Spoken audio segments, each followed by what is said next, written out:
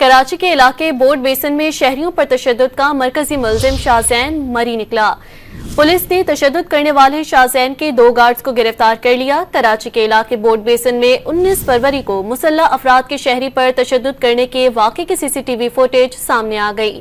Footage में मुसल्लह अफराद को शहरी पर तशद्दुद करते देखा जा सकता है। DIG साउथ असद रजा के मुताबिक रात के 2 मकामात पर कार्रवाई करके 2 गार्ड्स को गिरफ्तार कर लिया गया है, जिनसे 4 जदीद हथियार बरामद हुए हैं। तशद्दुद में मुलव्विस मजीद अनासर की गिरफ्तारी के लिए छापे मारे जा रहे हैं। शाहजैन मरी बलोचिस्तान फरार हो गया है। कराची के इलाके बोर्ड बेसन में शहरियों पर तशद्दुद का मरकजी मुल्जिम शाहजैन मरी निकला।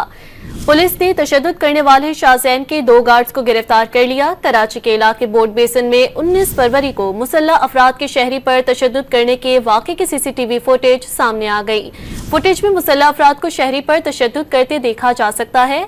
DIG साउथ असद रजा के मुताबिक रात के 2 मकामात पर कार्रवाई करके 2 गार्ड्स को गिरफ्तार कर लिया गया है, जिनसे 4 जदीद हथियार बरामद हुए हैं। तशद्दुद में मुलव्विस मजीद अनासर की गिरफ्तारी के लिए छापे मारे जा रहे हैं। शाहजैन मरी बलोचिस्तान फरार हो गया है।